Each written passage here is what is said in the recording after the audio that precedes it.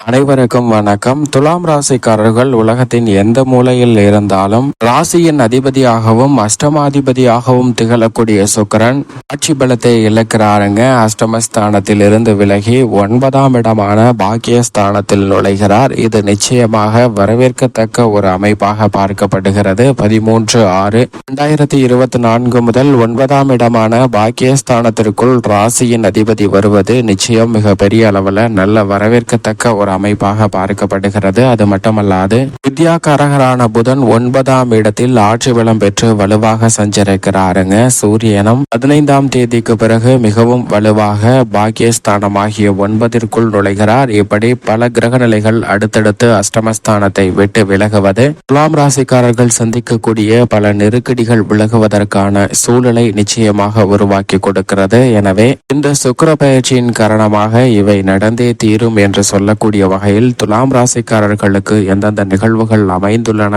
என்று பார்க்கலாம். அது மட்டுமல்லாது ராசியின் அதிபதியான சுக்கிரனின் சப்தம பார்வை 3ஆம் இடமான தைரியஸ்தானத்தின் மீது பதிகிறது. தைரியஸ்தானம் வலுப்பெறக்கூடிய இந்த வேளையில் பல்வேறு வகையான தடைகள் நீங்கி சுவிச்சமும் முன்னேற்றமும் நிறைந்து பெறுவதற்கான சூழல் நிச்சயமாக இந்த தருணத்தில் வலுவாக கிடைக்கிறது என்பதை தெளிவாக உறுதிப்படுத்துகிறார் சுக்கிரன்.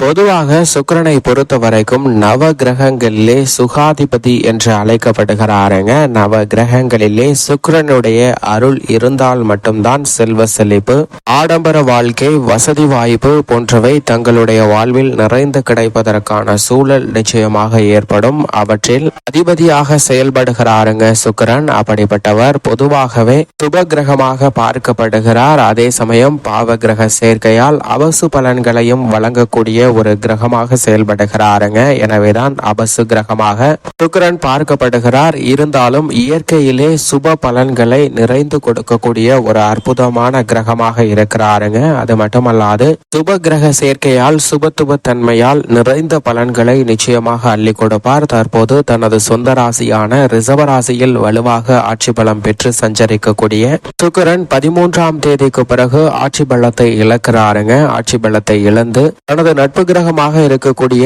புதனின் ஆட்சி வீட்டிற்குள் நுழைகிறார். அங்கு புதன் மிக வலுவாக ஆட்சி பலம் பெற்று சஞ்சரிக்கிறார். புதனுடன் இணைந்து சுபத்துவ பாதையில் சஞ்சரிக்க போகிறாருங்க. பெரும்பாலும் சுபத்துவ பலன்களை நிறைந்து கொடுக்கக்கூடிய ஒரு வலுவான அமைப்பிற்கு துவக்கத்தில் சஞ்சரிக்க போகிறார். சந்திரன், சூரியன் என பல கிரக நிலைகளின் சேர்க்கை இருந்தாலும் கூட தனது நட்பு கிரகமாக இருக்கக்கூடிய புதனின் ஆட்சி வீடான மிதுன ராசிக்கு மாறக்கூடிய இந்த வேளையில் உலகின் எந்த மூலையில் இருந்தாலும் இவை நடந்தே தீரும் என்று சொல்லக்கூடிய வகையில் பல அதிரடியான மாற்றங்களை சந்திப்பதற்கான சூழல் நிச்சயமாக உருவாகியுள்ளது. ஏனென்றால் சுக்கிரன் பொதுவாக ஒரு ராசியில் இருந்து மற்றொரு ராசிக்கு மாறும்போது தனது சஞ்சார அமைப்பில் ஏற்படக்கூடிய மாற்றத்தின் காரணமாக மனித வாழ்வில் பல்வேறு வகையான மாற்றத்தையும் தாக்கத்தையும் ஏற்படுத்துகிறார். அப்படிப்பட்ட இந்த மாற்றம் பலருக்கு அதிர்ஷ்டம் நிறைந்தவையாகவும் அதே சமயம் சிலருக்கு துரதிர்ஷ்டவசமாக நன்மை கிடைக்காத ஒரு சூழலும் உருவாகுகிறது. அது மட்டுமல்லாது நவ கிரகங்களிலே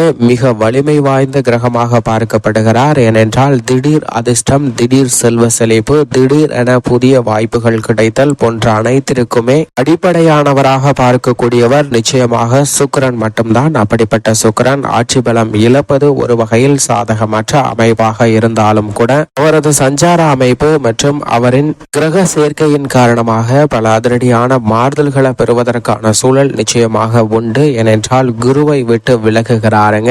அது மட்டுமல்லாது முக்கூட்டு கிரகங்கள் என்று சொல்லக்கூடிய புதன், சுக்கிரன் மற்றும் சூரியன் ஆகிய கிரக நிலைகள் பெரும்பாலும் இணைந்து சஞ்சரிக்க போகின்றன. இதன் காரணமாக எதிர்பாராத பல மாற்றங்கள் நிச்சயமாக உண்டு. இருப்பினும் சுக்கிரனை பொறுத்த வரைக்கும் 2, 4, 5, 7, 9 மற்றும் 11 ஆகிய இடங்களில் சுபத்துவ பாதையில் அசுர வளர்ச்சியும் முன்னேற்றத்தையும் அள்ளி கொடுக்கக்கூடிய ஒரு அற்புதமான கிரகமாக பார்க்கப்படுகிறாருங்க. பாவ கிரக சேர்க்கை இருந்தால் 3, 6, 11 ஆகிய இடங்களிலும் நல்ல மாற்றம் கிடைப்பதற்கான சூழல் உண்டு. ஆனால் பொதுவாக அஷ்டமத்தில் சுக்கிரன் அமரும் போது சற்று விழிப்புணர்வு நிச்சயமாக தேவை. அதே போன்று 3, 6 ஆகிய இடங்களிலும் சற்று கூடுதல் கவனத்துடன் இருப்பது சிறப்பு. மற்ற இடங்கள்ல பெரும்பாலும் நல்ல மாறுதல்களை வலுவாக பெற்று தருகிறாருங்க. நவ கிரகங்களிலே அதிக இடத்தில் நல்ல பலனை நிறைந்து கொடுக்கக்கூடிய ஒரு கிரகம் என்றால் அது நிச்சயமாக சுக்கிரன் மட்டும்தான். அப்படி அப்படிப்பட்ட சுக்கிரனுடைய இந்த ஆட்சி பல இழப்பு ஒரு வகையில் சாதகமற்ற சூழ்நிலையை உருவாக்கினாலும் அவருடைய சஞ்சார அமைப்பு மற்றும் அவருடைய சிறப்பு பார்வையான சப்தம பார்வையின் காரணமாக பல அதிரடியான மாற்றங்களை சந்திப்பதற்கான சூழல் நிச்சயமாக கிடைக்க போகிறது. ஏனென்றால் குருவின் ஆட்சி வீடான தனுசு ராசியை தனது சப்தம பார்வையால் மிதுன ராசியில் அமர்ந்து பார்க்கிறாருங்க சுக்கிரன். எனவே இந்த வேளையில் பல அதிரடியான மாற்றங்கள் நிச்சயமாக உண்டு. இந்த தருணத்தில் சுக்கிர தசையோ அல்லது சுக்கிர புக்தியோ நடைபெறும் போது நீங்கள் எதிர்பார்க்கக்கூடிய பொருளாதார ரீதியான வாய்ப்புகள் நிறைந்து பெறுவதற்கான சூழல் உண்டு என்பதில் சந்தேகமே இல்லை. ஆனால் அதே சமயம் சாதகமற்ற தசையோ புக்திகளோ நடைபெறும் போது சற்று கவனத்துடன் இருக்க வேண்டும். ஏனென்றால் சுக்கிரன் ஆட்சி பலத்தை இழந்திருப்பதால் சில எதிர்பாராத தடுமாற்றத்தையும் சந்திப்பதற்கான சூழல் யதார்த்தமாக உண்டு என்பதை தெளிவாக உறுதிப்படுத்துகிறாருங்க சுக்கிரன். சுக்கிரனின் பார்வையில் புதன், சனி, ராகு, கேது போன்ற கிரகநிலைகள் நட்பு கிரகமாக பார்க்கப்படுகின்றன. ஆனால் புதனின் பார்வையில் சுக்கிரன் சமகிரகமாக பார்க்கப்படுகிறார். புதனின் பார்வையை தவிர சனி, ராகு, கேது போன்ற கிரகநிலைகளின் பார்வையில் நட்பு கிரகமாக பார்க்கப்படுகிறாருங்க சுக்கிரன். அதே சமயம் சுக்கிரனின் பார்வையில் சமகிரகமாக குரு மற்றும் செவ்வாயை பார்க்கிறார். இருப்பினும் குரு தனது பார்வையால் சுக்கிரனை பகை கிரகமாக பார்க்கிறாருங்க. தற்போது குரு சுக்கிரனின் ஆட்சி வீட்டில் பகை கிரகத்தின் ஆட்சி வீட்டில் தான் சஞ்சரிக்கிறார். தற்போது ஆட்சி பலம் சுக்கிரன் இழப்பதும் கூடுதல் கவனத்துடனும் விழிப்புணர்வுடனும் செயல்பட வேண்டிய ஒரு தருணமாக அமைகிறது. அதே சமயத்தில் சுக்கிரனின் பகை கிரகமாக பார்க்கப்படுவது சூரியன், சந்திரன் ஆகிய 2 கிரக நிலைகளும் பகை கிரகங்களாக பார்க்கப்படுகின்றன. இதில் சந்திரன் தனது பார்வையில் சமகிரகமாக சுக்கிரனை பார்ப்பது சிறப்பான ஒன்றாக பார்க்கப்படுகிறது. சுக்கிரனுக்கு ஆட்சி வீடாக ரிஷபராசியும் துலாம் ராசியும் இருக்கிறது. உச்ச வீடாக மீன ராசி பார்க்கப்படுகிறது. நீச்ச வீடாக கன்னி ராசி பார்க்கப்படுகிறது. தற்போது ஆட்சி பலம் இழக்கக்கூடிய சுக்கிரனின் அமைப்பு காரணமாக உலகின் எந்த மூலையில் இருந்தாலும் பல்வேறு வகையான அதிரடியான மாற்றங்களை சந்திப்பதற்கான சூழல் நிச்சயமாக உருவாகிறது. அதே சமயம் ஆட்சி பலத்தில் இருந்தாலும் ஆட்சி பலத்தை இழந்தாலும் கூட பல நல்ல மாறுதல்களை பெற்று தருவாருங்க சுக்கிரன். உதாரணமாக ஒரு மிகப்பெரிய சாம்ராஜ்யத்தின் அரசனாக இருக்கக்கூடிய அரசர் ஒரு போட்டி ஒன்றை அறிவிக்கிறார். அந்த போட்டி என்னவென்றால் தனது அரண்மனை வாயிலில் இருக்கக்கூடிய இரும்பு தள்ளி திறக்க வேண்டும். வெறும் கைகளால் எந்த விதமான ஆயுதத்தை பயன்படுத்தாமல் தள்ளி திறக்கிறவர்களுக்கு தனது ராஜ்யத்தில் உள்ள ஒரு சிறு பகுதியை பிரித்து கொடுத்து அதை நிர்வகிக்கக்கூடிய பொறுப்பையும் சிற்றரசராக மாற்றக்கூடிய வாய்ப்பையும் உருவாக்கி கொடுக்க போகிறேன் என்ற அறிவிப்பு வெளியிடுகிறாருங்க. இதை கேட்டவுடன் அனைவருக்கும் அந்த போட்டியில் வெற்றி பெற வேண்டும் என்ற ஆர்வம் உண்டாகிறது. இதன் காரணமாக அந்த போட்டி நடைபெறக்கூடிய இடத்திற்கு மக்கள் சாறை சாறையாக கூட்டம் குவிகின்றனர். இந்த கூட்டத்தை பார்த்த மன்னர், உங்களுடைய ஆர்வம் என்னை வியப்பில் ஆழ்த்துகிறது. நீங்கள் அனைவரும் இந்த போட்டியில் வெற்றி பெற என்னுடைய வாழ்த்துக்கள். இதில் ஒரே ஒரு நிபந்தனையானது விதிக்கப்படுகிறது. யாரேனும் இந்த போட்டியில் தோல்வியுற்றால் அவர்களுக்கு மிக பெரிய தண்டனையாக அவர்களுடைய 2 கரங்களும் வெட்டப்படும் என்ற அறிவிப்பை வெளியிடுகிறார். இதை கேட்டவுடன் மக்கள் மத்தியில் அச்சம் சூழ்கிறது. யாரும் அந்த போட்டியில் பங்கு பெறுவதற்கு முன் வரவில்லை. அந்த கூட்டத்தில் இருந்து ஒரே ஒரு நபர் மட்டும் முன் வருகிறார். அவரை பார்த்த அனைவருமே ஏலி செய்து ஏளனம் செய்து திகைக்கின்றனர். உனக்கு என்ன பைத்தியம் பிடிச்சிருக்கா? இந்த போட்டியில் வெற்றி பெறுவது அவ்வளவு சுலபமான காரியம் அல்ல.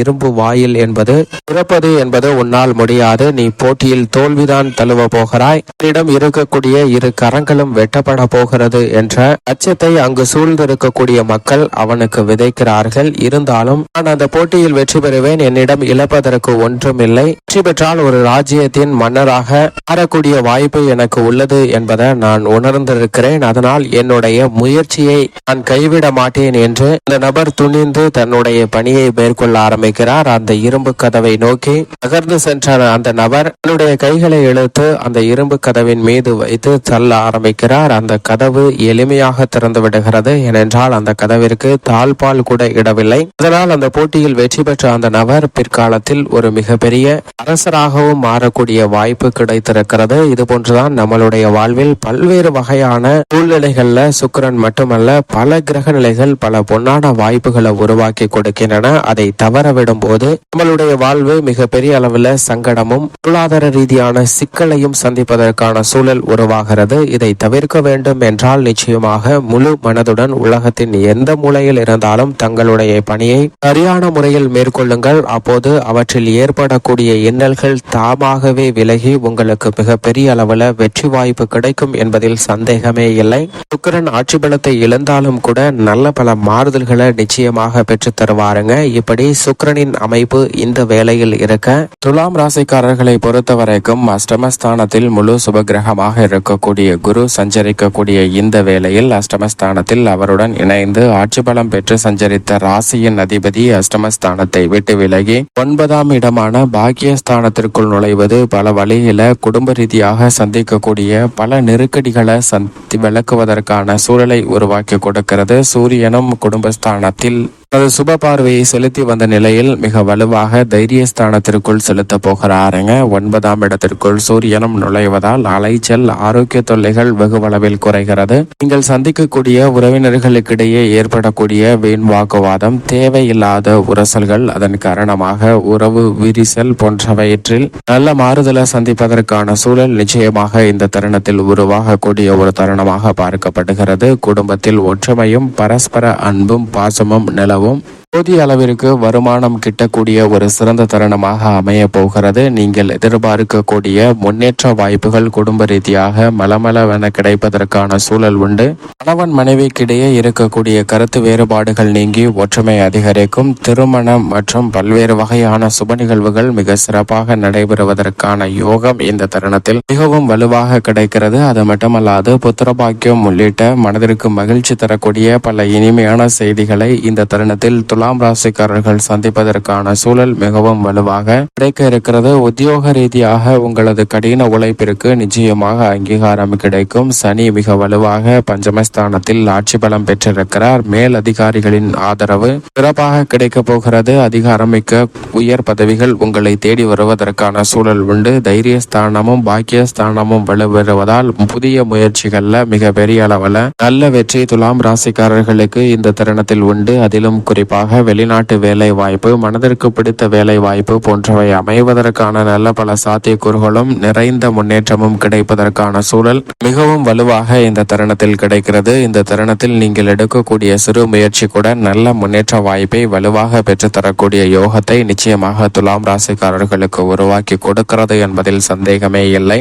தொழில்துறை வியாபாரத்துறையின் அதிபதியாக இருக்கக்கூடிய சனி 5இல் ஆட்சி பலம் பெற்றிருக்கிறார். அவரது நட்பு கிரகமாக இருக்கக்கூடிய ராசியின் அதிபதியான சுக்கிரன் மிக வலுவாக பாக்கியஸ்தானத்திற்குள் நுழைந்திருப்பதால் தொழில்துறை வியாபாரத்துறையில் அளவான முதலீடும் திட்டமிடுதலும் இந்த தருணத்தில் மேற்கொள்ளலாங்க. நீங்கள் எதிர்பார்க்கக்கூடிய பின்னடைவுகள் நீங்கி நல்ல முன்னேற்றம் பிறப்பதற்கான சூழல் உண்டு. பங்குதாரர்களின் ஒத்துழைப்பு கனகச்சிதமாக அமைவதற்கான சூழல் வலுவாக கிடைக்கிறது. அலைச்சல் அதிகரித்தாலும் கடின உழைப்பை வெளிப்படுத்தக்கூடிய சூழல் ஏற்பட்டாலும் அதற்கு ஏற்ற நல்ல லாபம் இந்த தருணத்தில் மிக வலுவாக கிடைக்கும். புதிய முதலீடுகளை துணிந்து மேற்கொள்ளலாம். பல்வேறு வகையில தொழில்துறை வியாபாரத்துறையில் நல்ல முன்னேற்ற வாய்ப்புகள் நிச்சயமாக துலாம் ராசியினருக்கு காத்திருக்கிறது. கலைத்துறை ரீதியாக அனுகூலமான பல புதிய வாய்ப்புகள் இந்த தருணத்தில் உங்களது இல்லம் தேடி வருவதற்கான நல்ல பல சந்தர்ப்பம் நிறைந்த ஒரு தருணமாக பார்க்கப்படுகிறது. வெற்றியை உறுதி செய்யக்கூடிய வகையில் உங்களுடைய படைப்புகளுக்கு மிக பெரிய அளவில் வரவேற்பு கிடைக்கும். நீங்கள் எதிர்பார்த்தபடியே கலைத்துறையில் சினிமா துறை உட்பட பல்வேறு விதமான துறைகளில் அசுர வளர்ச்சி பெறுவதற்கான யோகமும் மக்கள் மத்தியில் செல்வாக்கு உயரக்கூடிய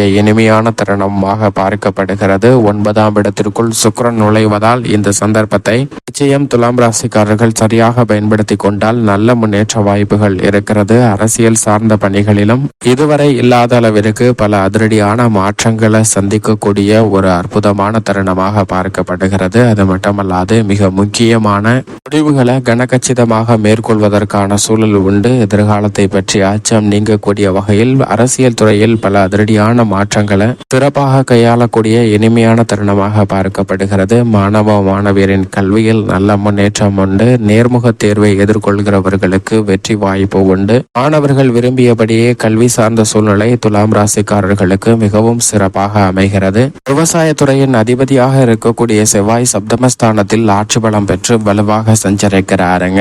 அவர் 7இல் இருப்பதால் கடின உழைப்பிற்கு விளைச்சலும் வருமானமும் அதிகரிக்கக்கூடிய நல்ல வாய்ப்பு இந்த தருணத்தில் நிறைந்து கிடைக்கக்கூடிய ஒரு தருணமாக பார்க்கப்படுகிறது. கால்நடை வளர்ப்பு அபிவிருத்தியாகும். பழைய கடன்கள் அடைப்பதில் நல்ல முன்னேற்றத்தை இந்த தருணத்தில் பெறக்கூடிய யோகம் உண்டு. புதிய நிலம் மற்றும் விவசாயம் சார்ந்த பணிகளில் மிக சிறப்பான முன்னேற்றத்தையும் வளர்ச்சியையும் இந்த தருணத்தில் பெறுவதற்கான யோகம் வலுவாக கிடைக்கிறது. பெண்மணிகளின் நலனுக்கு பொறுப்பேற்ற குரு அஷ்டமஸ்தானத்தில் சஞ்சரித்தாலும் ராசியின் அதிபதி அஷ்டமஸ்தானத்தை விட்டு விலகி பாக்கியஸ்தானத்திற்குள் நுழைந்திருப்பதால் பெண்மணிகளுக்கு மகிழ்ச்சியும் மனநிறைவும் ஏற்படுத்தக்கூடிய ஒரு சிறந்த பயிற்சியாக இந்த சுக்கிர பயிற்சி அமைய போகிறது. உடலாலும் மனதாலும் கஷ்டப்பட்டு வந்த பெண்மணிகளுக்கு அவை இரண்டிலும் நல்ல மனநிறைவும் உடல்நல ஆரோக்கியமும் திருப்திகரமாக அமைவதற்கான சூழல் நிச்சயமாக உண்டு. மனக்குறைகள் நீங்கி நல்ல உடல்நல அபிவிருத்தி காணக்கூடிய ஒரு தருணமாக பார்க்கப்படுகிறது. மேலும் இந்த தருணத்தை மிக சிறந்த மகிழ்ச்சிகரமான தருணமாக துலாம் ராசிக்காரர்கள் மாற்றிக்கொள்வதற்கு நிச்சயமாக வாரத்தில் வியாழக்கிழமை விரதமிருந்து அருகாமையில் உள்ள வராகி அம்மன் ஆலயம் சென்று தீபம் ஏற்றி வழிபாடு செய்யுங்கள். உங்களுடைய வாழ்வில் சந்திக்கக்கூடிய தடைகள் விலகி சுபிட்சமும் மகிழ்ச்சியும் உலகின் எந்த மூலையில் இருந்தாலும் நிச்சயமாக கிடைக்கும். துலாம் ராசிக்காரர்களுக்கு